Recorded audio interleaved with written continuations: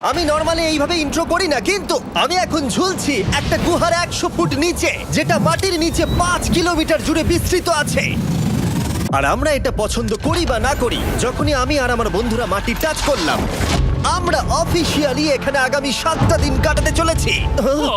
বাবারে, এটা আমার জীবনে করা সবথেকে ভয়ঙ্কর জিনিস। প্রথমত, আমাদের এখন এখান থেকে অনেকটা দূরে যেতে হবে। কেন? যদি ঝড় বৃষ্টি হয় তাহলে এই পুরো জায়গাটা জলে ভরে যেতে পারে, আর সমুদ্রের মতো ঢেউ এসে সবাইকে ভাসিয়ে নিয়ে যেতে পারে। সেই জন্য আমাদের আরো ভিতরে যেতে হবে একটা বেস ক্যাম্প বানানোর জন্য। ভাই এটা পুরো পাগলাম। এটা একটা অন্য জগৎ মনে হচ্ছে। এই কেভ এন্ট্রান্সটা হয়তো দেখতে সুন্দর, কিন্তু দেখে যা মনে হচ্ছে আসলে তা নয়। আর আমরা হয়তো জানি না যে আগামী 7টা দিন আমাদের জীবনের সব থেকে কঠিন সময় হতে চলেছে। সব থেকে বাজে ডিসিশন। ঠিক আছে, আর কিছুক্ষণের মধ্যেই অন্ধকার হতে চলেছে। ক্যাম্প না করলে আমরা বিপদে পড়বো। আমরা কোথায় যাচ্ছি সেটা কি বলবে? আমাদের ক্যাম্প সেটআপের জন্য একটা ফ্ল্যাট গ্রাউন্ড খুঁজতেই হবে। কেভের ভেতরে ঢোকার পরে আমরা এমন একটা জায়গা খুঁজে পেলাম যেটা অনেকটা উঁচুতে থাকায় আমরা জল থেকে সুরক্ষিত থাকতে পারবো। তার মানে এটা ক্যাম্পের জন্য পারফেক্ট। পারফেক্টটা একটু বেশি হয়ে গেল। মোটামুটি বলা যেতে পারে। ঠিক আছে, ক্যাম্পের জন্য মোটামুটি। প্রথম দিনের বাকিটা আমরা কাটিয়ে দিলাম আমাদের জিনিসপত্র আনতে। প্রত্যেকটা ব্যাগের ওজন প্রায় 80 পাউন্ডস। আর যেমনটা তোমরা ফুটেজে দেখছো, আমরা এটা করতে 4 ঘন্টা লাগিয়ে দিলাম। এখান থেকে যাওয়া খুব কঠিন। তারপরে আমরা সবাই বেস ক্যাম্পে ফিরে গেলাম। ঠিক আছে, আমরা এখানে লাইট লাগিয়ে দিলাম। আমাদের সব জিনিসপত্র হোম বেসে চলে এসেছে। একটু ক্যামেরাটা ওদিকে দেখাবে? ওদিকটা কিন্তু ভয়ানক অন্ধকার, আর সবসময় এরকমই থাকবে। তাই আমরা ক্যাম্পিং গ্রাউন্ডের জন্য খুব বেশি কিছু করতে পারলাম না। কটা ফুটো করে দড়ি টাঙিয়ে দিলাম। এটা ধরো আর ওঠো দেখি। মনে হচ্ছে আমাদের হ্যামকগুলো ভালোই সাপোর্ট পাবে। আর তারপরে আমাদের সার্ভাইভাল গাইড জোয়ের সাহায্যে আমরা হ্যামক টাঙালাম। এই সরু দড়িটা আমার হ্যামকটাকে ধরে রাখবে। হ্যাঁ। ডিনার খেয়ে আমরা প্রথম রাত্রি ঠান্ডার জন্য তৈরি হলাম। আমি মিথ্যে কথা বলবো না, আমি যতটা ভেবেছিলাম তার থেকে এই হ্যামকটা অনেক বেশি কমফোর্টেবল। এই আমি তো আমার চমকেই হাতটা তো গেছিলাম। বড় কেন ভাই? এই কেভটা 2.5 কিলোমিটার ডিপ, আর আমরা এখন এন্ট্রান্সের কাছেই ক্যাম্পিং করছি। কাল আমরা অনেক কিছু এক্সপ্লোর করব। তোমরা কেমন ঘুমালে?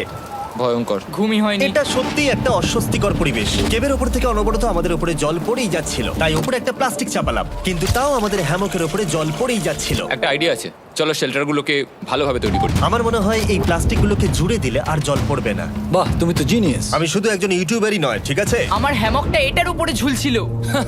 মানে দেখো, আমি আরেকটু হলে হ্যামক থেকে নেমে পড়ে যেতাম। আর আমরা সেই সময় এটা বুঝতেই পারিনি যে এই গর্তটা প্রায় 40 ফুট গভীর। তাই যখন আমি আর শন প্লাস্টিকগুলোকে জুড়ছিলাম, তখন ম্যাক আর কার্ল এই গর্তটা কতটা ভয়ঙ্কর সেটা দেখতে গেল। আমার হ্যামকটা দেখতে পাচ্ছো? ওখানে আমি ঘুমোচ্ছিলাম। এদিকটা দেখো। আর যেহেতু এই কেভে সব একই রকম দেখতে, তাই আমাদেরকে ফলো করা অনেকটাই কঠিন ছিল। এই ম্যাপে তোমরা আমাদের হোম বেস দেখতে পারবে, আর দেখতে পারবে ওরা ওখান থেকে কত দূরে হ্যাঁ, যাচ্ছে। এটা তো খুবই ভয়ঙ্কর। ভাই এটা পাগলামো। আর যখন ছেলেরা র্যান্ডমলি এক্সপ্লোর করছিল, তখন আমি আর শন ক্যাম্পে কাজ করছিলাম। এই স্লিপিং ব্যাগটা এখানে কেন পড়ে? কারণ এটার থেকে পিয়ের গন্ধ বেরোচ্ছে। ইয়া, এটার থেকে শেখা উচিত স্লিপিং ব্যাগ ভাড়া নিতে নেই। আমরা স্লিপিং ব্যাগ কেন ভাড়া আমি- নিয়েছি? কেন আমি আমরা জানি না। স্লিপিং ব্যাগগুলো কিনে আনতে পারলাম না? আর তারপরে আমরা এই দুটো প্লাস্টিককে জিপ টাই দিয়ে জুড়ে দিলাম। কিছু মনে করো না, এই দড়িটার উপরে আমার জীবন বাজি আছে। আর তখন ওইদিকে ম্যাক আর কার্ল তখন ওই গর্তের মধ্যে। ও মাই গড, ম্যাক! আর শেষ পর্যন্ত ওরা একদম নিচে পৌঁছে গেল। এই!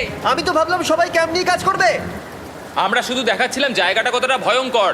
না পড়লেই হবে, তোমাদের স্কিল নেই। আচ্ছা ঠিক আছে। আর যদিও ওদের এবার ফিরে আসা উচিত ছিল, কিন্তু কাল আর ম্যাক এটা কতটা গভীর সেটা দেখানোর চেষ্টা করলো। ভাই এটা দেখতে দারুণ লাগছে। তুমি কি নদীটাকে পার করতে পারবে? কিন্তু ওরা এটা জানে না যে এই রিভারটা এই কেভের গোটাটাই জুড়ে আছে। তার মানে এর মধ্যেও আমাদের কিছুটা সময় কাটাতে হতেই পারে। ওই তো ওরা এসে গেছে। এসো। তোমরা রান্না করে রেখেছো তো? হ্যাঁ, রান্না করেছি। ঠিক বলেছ। একটা নতুন বাড়ি, ঠিক বলেছি তো? একদম। এখন আমাদের একটা ছাদ আছে। আর এটা তো দারুণ। জিমি রান্না বেশ ভালোই আর করেছে। আমরা আমাদের ফায়ার পিটটাকে এই সুন্দর জায়গাটাতে নিয়ে এসেছি। জায়গাটা কেমন? বেশ গরম। আরামদায়ক। এই পাথরগুলো গরমটাকে ধরে রাখবে এবং ওপর থেকে যে পি পড়ছে সেগুলোকে আটকে দেবে। ওটা পি নয়। তাহলে ওটাকে কি বলবো? যদি জানি না, হয়তো বৃষ্টির জল হবে। না, এটা বৃষ্টি নয়, না, পাথর মানে ইয়ে তুমি- করছে। এই একটু উপরে দেখাও। তুমি মেঘ দেখতে পাচ্ছো? পাথর দেখা যাচ্ছে। এটা বৃষ্টি নয়, রক পি। Rock P. ঠিক আছে, রক পি। ঠিক আছে, এটা রক পি। আর একটা শুকনো রাত ঘুমিয়ে কাটাবার পরে আমরা ঠিক করলাম জো আমাদের সার্ভাইভাল এক্সপার্ট, তাকে নিয়ে আমরা কেভের শেষ প্রান্ত অব্দি যাব। Cave, cave! Cave, cave, cave! Cave. Cave! দেখা যাক আমরা কেভের কতটা গভীরে যেতে পারি। তোমরা কিন্তু মনে রাখবে আমরা সবেমাত্র কেভের এন্ট্রান্সের দিকেই আছি, আর আমাদের ইচ্ছা এই কেভের শেষ প্রান্ত অব্দি যাওয়া, অবশ্যই না মরে গিয়ে। ও মাই গড, এটা তো খুবই স্টিফ। আরে এটা তো সবে শুরু। আমরা কেভের আরো গভীরে এসেছি। তোমরা সবাই সাবধানে আসবে। এটা খুবই ছোট জায়গা, আমার মনে হয় না এখান থেকে আমি যেতে পারবো। কেভ এক্সপ্লোরের ইন্টারেস্টিং জিনিসটা হলো যা হোক করে আমাদের এই ছোট্ট ফাঁকগুলোর মধ্য দিয়ে এগিয়ে যেতে হবে। ও মাই গড, খুব ছোট জায়গা। আর তারপরেই খুব বড় একটা জায়গা আসবে, সেটা এতটাই বড় যে কিছু না দেখতে পাওয়ার জন্য এটা করতে হলো। ও মাই গড! এবার আমি সব দেখতে পাচ্ছি, এটা দুর্দান্ত। এটার তো অনেক আলো। ভাই জায়গাটা কতটা সুন্দর দেখো। বাপরে কি আলো, আমি তো তাকাতেই পারছি না। আমি তো অন্ধ হয়ে যাব মনে হচ্ছে। এ বাবা, এটা কি হলো? আমরা বোধহয় ঠিক মতো এটাকে ব্যবহার করতে জানতামই না। চলো এগিয়ে যাই। আর তাই আমরা এগোতে থাকলাম। এই যে এই জায়গাগুলো, এগুলো খুব ভালো ধরার এখানে? জায়গা। এগুলো ধরে এখান থেকে পা ঘুরিয়ে চলে আসতে পারবে। এইভাবে কি? হ্যাঁ, একদম পারফেক্ট। জো সব থেকে ভালো কেভ গাইড। এভাবে কেউ গাইড করতে পারবে না। ঠিক আছে, এইবার ব্যাপারটা ইন্টারেস্টিং হবে। কি? এটা কি? এখান থেকে আমাদের ওয়েট শুট পরে সাঁতার কেটে যেতে হবে। গতকাল ম্যাক আর কার্ল এটা নিয়ে মজা করছিল, কিন্তু এই কেভে আমাদের পরের অ্যাডভেঞ্চারটা ছিল একটা প্রায় জমে যাওয়া নদীর মধ্যে। ও মাই গড, এটা তো পাগলামি! তার মানে আমাদের ওয়েট শুট পড়তেই হবে যাতে আমাদের হাইপোথার্মিয়া না হয়। আমরা এটা কেন করছি? এই এক্সপেরিয়েন্সটা তো জীবনে একবারই হবে। এটা করলে হয়তো আর নাও বেঁচে থাকতে পারি। আমাদের এই কেভের শেষে পৌঁছতে হলে আমাদের এই নদীর মধ্য দিয়ে, এই ছোট্ট ফাঁকগুলোর মধ্য দিয়ে সাবধানে ধীরে ধীরে এগিয়ে যেতে হবে। আস্তে আস্তে নামো, স্রোতের কারণে পা পেছনে টানতে পারে। ঠিক আছে, আমি তাহলে নামছি। তুমি ওই দেয়ালগুলো ধরে ধরে এগোতে থাকো আস্তে এটা তো আস্তে। খুব ঠান্ডা। তুমি পারবে জিমি। জানি না এখানে ঢুকতে পারবো কি না। জিমি, এবার তুমি জল থেকে উঠে দাঁড়িয়ে পড়ো। এটা সত্যি একটা পাগলামি। এখানে কি ঠান্ডা! যখন তোমরা খুব ঠান্ডা জলের মধ্যে থাকবে তখন একটা পাথরকে ধরে এগিয়ে চলা খুব কঠিন হবে। ও মাই গড, এটা সত্যি পাগলামি। ম্যাক, কার, চলে এসো। আমার ভয় লাগছে। চলো চলো, পারবে। ভাই। এগোতে থাকো, পেছন দিকে তাকিও না। একবার দেখো আমরা কি করছি। কিন্তু এই বাধাগুলো এতটা কঠিন ছিল না সামনে যা আসতে চলেছিল তার তুলনায়। আমরা পেরেছি। কেভ কেভ কেভ এই, কেভ। একটা কথা শোনো, আমরা 10% আসিনি। তার মানে এখনো আমরা শুধুমাত্র সার্ফেসেই রয়েছি, আর শেষ প্রান্তে পৌঁছতে হলে আমাদেরকে আরো 2 কিলোমিটার যেতে হবে। যেরকম তোমরা দেখতে পাচ্ছ এখানে 24/7 বৃষ্টি হয়, তাই আমি একটা আড্ডা মারার জায়গা তৈরি করেছি যেখানে আমরা কেউ ভিজবো না। আমি ভাবছি আমি যদি এটা না বানাতাম তাহলে কি হতো। আমি নিশ্চিত যে ওদের একটা ভেজা পাথরের উপর শুতে হতো।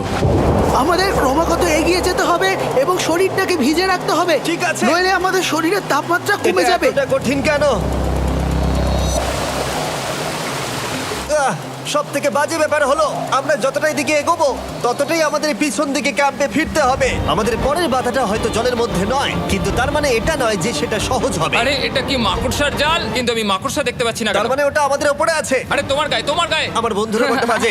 এই কেভটা মিস্টার বিস ভিডিওর মতো, যত এগোবে ততই কঠিন হবে। সত্যি কথা বলতে যদি আমাদের সাথে জো না থাকতো আমরা মরেই যেতাম। আর 3 ঘন্টা পরে জো আমাদের জন্য একটা বাজে খবর নিয়ে এলো। জল অনেকটা বেড়ে গেছে আর আমরা অনেকটা সময় লাগিয়ে ফেলেছি, তাই আজকে আমাদের আবার ক্যাম্পে ফিরে যেতে হবে। আমি মানবো না। তুমি সেফটি এক্সপার্টের কথা অমান্য করতে পারো না। আমি এটা মানবো না। সত্যি কথা বলতে আমাদেরকে ফিরতেই হতো, কারণ এর আগে আমরা শুট করতে অনেকটাই সময় নষ্ট করে দিয়েছি। তারপর ফ্লেয়ার নিয়ে খেলেছি, তাই আমরা ফিরে যাচ্ছি আর এই মিশনটা আমরা পরের দিন আবার শুরু করব। শন, আমরা এসে গেছি। আরে তুমি এখানে কি করছিলে? এখন তোমরা কেউ ভিজবে না। আমি তো জানতামই না এই লাইটগুলো আমরা এনেছি। এগুলো দারুণ লাগছে তাই না? দুঃখের বিষয় আজকে আমরা মাত্র 20% এগোতে পেরেছি, কিন্তু বিশ্বাস করো আমরা শেষ পর্যন্ত অবশ্যই যাব আগামী কয়েকদিনের মধ্যেই। আমার মনে হয় না। কোনোদিনই হবে না। আমি তো বললাম। আমরা ডে 4টা রেস্ট নেব আর ডে 5-এ চেষ্টা করব এই কেভের শেষ অবধি যাবার। দেখা যাক কি হয়। ডে 3-তে মজা হলো, কালকে আবার দেখা হচ্ছে। আর কেভের ভিতরে 3টে খুব বাজে রাত কাটাবার পরে পরের দিন সকালে আমাদের মাথায় শুধু একটাই কথা আসছিল। আমার একটা হট শাওয়ার চাই, তবে আমি এখন একটু শান্তি পাবো। ও, এখন শাওয়ার পেলে কিন্তু দারুণ হয়। আমি চান করিনি প্রায় 3-4 দিন হয়ে গেল। তোমরা নিশ্চয়ই জানো কেভের মধ্যে শাওয়ার করা সম্ভব নয়। আমাদের অনেকটা পথ হেঁটে সাবধানে আগের রিভার বেডের কাছে পৌঁছতে হলো। ও মাই গড! আমি আমার ব্রেনকে ফিল করতে পারছি। আমি এভাবে ব্রেনকে ফিল আমার করিনি। কপালটা জমে গেল পুরো। চলো ড্রোন দিয়ে মাথার চুলগুলো শুকিয়ে নি। এদিকে এসো ড্রোন। ও দাঁড়াও দাঁড়াও দাঁড়াও, এটা কিন্তু কাজ করছে। হ্যাঁ, দারুণ কাজ করছে। ড্রোন থাকতে হেয়ার ড্রায়ারের কি দরকার? আর চুল শুকানোর পর আমরা জোয়ের সাথে জার্নির প্ল্যান করতে বসলাম। এটা কি জো? এটাই কেভের ম্যাপ। আগেরবার আমাদের থামতে হয়েছিল কারণ জল খুব জোরে বইছিল।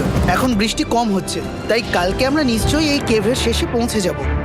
এটা ভয়ঙ্কর হতে চলেছে। প্রথমে আমাদের কালকে যেখান দিয়ে গেলাম সেখান দিয়ে আগে যেতে হবে। জলের মধ্যে ঝাঁপ দিতে হবে এবং পাথর দেখে হাঁটতে হবে। এগুলো সবকটা আমরা যদি পার করতে পারি তাহলে আমরা গ্লো ওয়ার্ম চেম্বারে পৌঁছে যাব। কেমন দেখতে তুমি সেটা বলো না, আমি তোমাদেরকে সারপ্রাইজ দিতে চাই। তোমার মনে হয় আমরা পারবো? ওইসব বাদ দাও, আমরা ঠিক কালকে পৌঁছে যাবো। কালকের প্ল্যান আমরা চক আউট করে নিয়েছি। আমরা রেস্ট করছি আর ফেস্টিভ্যাল স্মোর্টস খাচ্ছি আমাদের এনার্জি রিগেন করতে। সবাইকে চিয়ার্স। Yippee! জো এই প্রথমবার ফেস্টিভ্যাল স্মোর্টস খাচ্ছে। জো সত্যি কথা বলবে। এটা দারুণ, তাহলে ভালো লাগলো? দারুণ লেগেছে। আমরা এই চকলেটটা আগে কেন বের করিনি? এটা এমনি চকলেটের থেকে 10 গুণ ভালো খেতে। সত্যি কথা বলতে তোমরা যদি ফেস্টিভ্যালের সাথে স্মোর্টস ট্রাই না করে থাকো তাহলে তোমরা মিস করছো। কালকে আমরা পুরো কেভটা এক্সপ্লোর করব, দেখা হচ্ছে। তাই আমরা ভালো করে ঘুমানোর চেষ্টা করলাম আর কালকের প্রিপারেশন নিলাম কেভের শেষ